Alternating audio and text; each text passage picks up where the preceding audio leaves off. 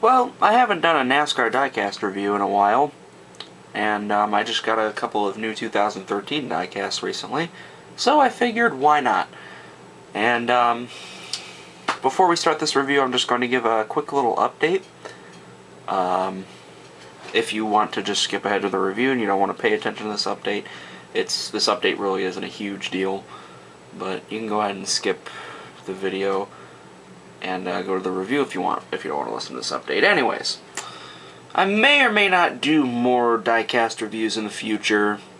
I just did get a few new 2013 cars, so I might review them. If you'd like to see me review them, then just leave a comment below and maybe I will. But, yeah, I'm not really sure what I'm going to do on this channel in the future. I'm definitely going to keep it up, but, I don't know, if I just get an idea for a video I want to do, then I'll do it, but I'm just not honestly sure what I want to do.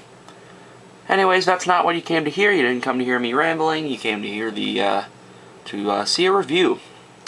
And today's diecast review is going to be on Clint Bowyer's 2013 5-Hour Energy Toyota. I just got this last week, I think, along with a bunch of other cars. And yeah, it's a very nice car. I've had it for a while. I've taken some good looks at it and kind of determined what I want to say. I do have the 2012 version of this, which is right here. And this review might be a little bit of a comparison between the two. And but I will try my best to just focus on this one and not on this one and not this one. But, as you can see, here's the box. We're not going to really talk too much about the box. I mean, it's a box. I do like that a lot of the 2013 cars have started using the drivers' names again.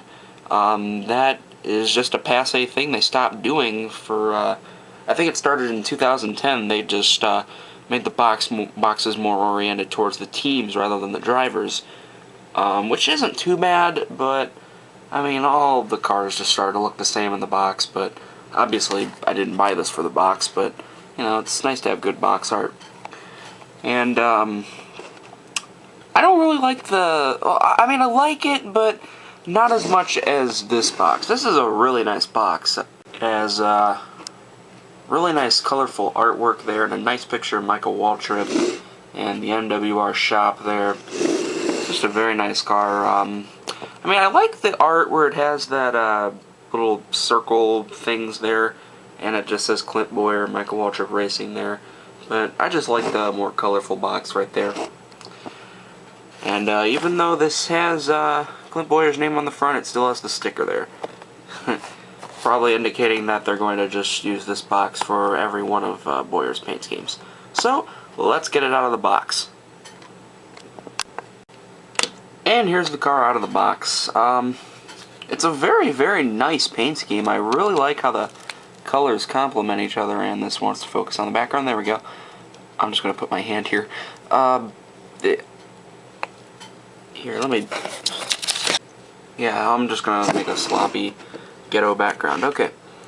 I really do like how the colors just complement each other on the car. It has the black and the orangish kind of red and yellow. It's just a very, very nice paint scheme. Which kind of sucks is when this paint scheme was first revealed in 2011 or 2012, I think it was 2011, people didn't really seem to like this for some reason. I like it. I don't know why everybody hates this scheme so much. It's not bad. But nonetheless, it's a very, very nice paint scheme. It's actually the same thing as this guy, the 2012 one, which isn't a bad thing, but, you know, it isn't a bad thing, but I'm just saying it is the same thing. Well, actually, there's a couple subtle differences. Like, on the front, the paint scheme seems kind of swoop down here, and it kind of goes around whatever the hell these are. I think these are intakes or fog lights or something. Whereas on the 2012, it kind of just curves around.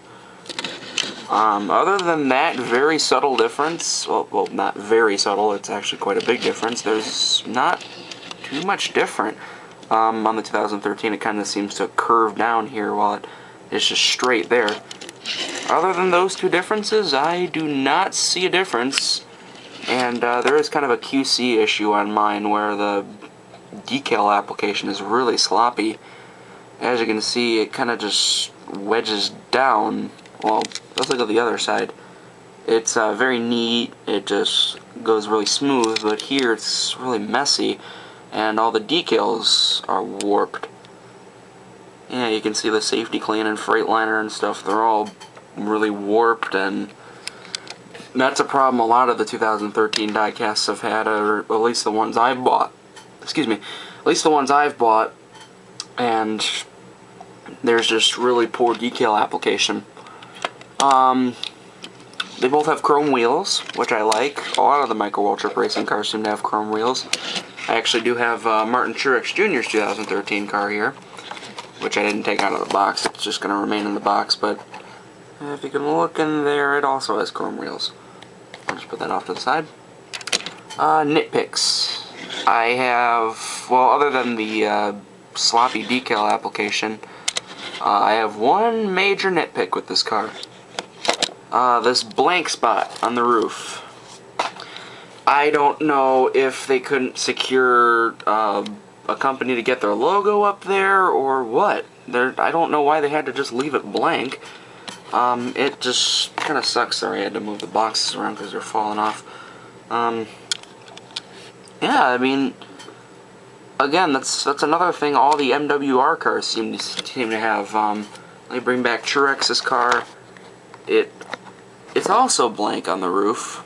It doesn't have a sponsor up there because this year NASCAR is actually allowing the teams to put a sponsor on the roof, and just about every single team is now putting a sponsor right there next to the number, except for Micro World Trip Racing, because there's nothing there. I've seen pictures of Mark Martin's car, 164 diecast, and it doesn't have anything up there either. I don't know why the MWR cars just leave a blank roof. I mean, it's not a huge deal. It doesn't completely ruin the car, but it's more of a why couldn't you fill this in kind of thing. Like, you couldn't get 5 Hour Energy to put it up there? You got Peak and RK Motors. You couldn't get them to put something up there? Like I said, Martin Truex's car also has a blank spot, but it doesn't really bother me as much with this car because it kind of looks like the number is pushed over to the right a little bit, so it fills in the space. With Clint's car, they just kind of push the number like all the way to the left, and it just leaves a huge gaping space there, and I don't know why it had to be there. I don't know, I'm just being me and being really picky. Obviously it does say Bowyer on the windshield.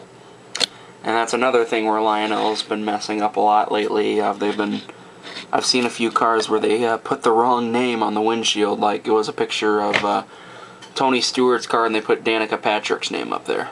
Luckily none of the diecasts I bought have that problem. But yeah, other than that really minor nitpick, oh, I said major earlier, but it's really a minor nitpick. I don't really have any problems with this car. The colors complement each other very nicely. It's a nice paint scheme, if a bit plain, but plainness doesn't really hurt the car. Yes, it is the same thing as the 2012, but I don't have a problem with it if it works. Oh, and another thing I just noticed, the 2012 kind of seems like it has the 5 Hour Energy car kind of like at an angle around this little design here where it goes like off at an angle.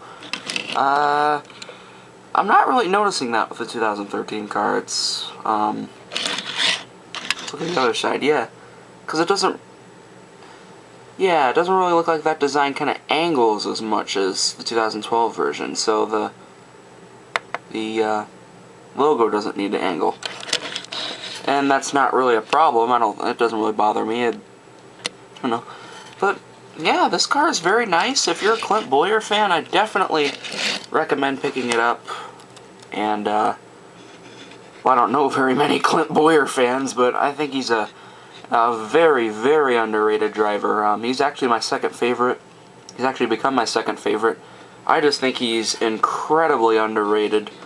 He finished second in the standings last year, and he's a nice guy, and I wouldn't say he's on Tony Stewart's level of talking trash and all that, but he's not afraid to speak his mind. He's had a couple of outbursts on the radio, and yeah, so he's not afraid to speak his mind. He's a nice guy. He's a great driver, and I don't see why he's so underrated.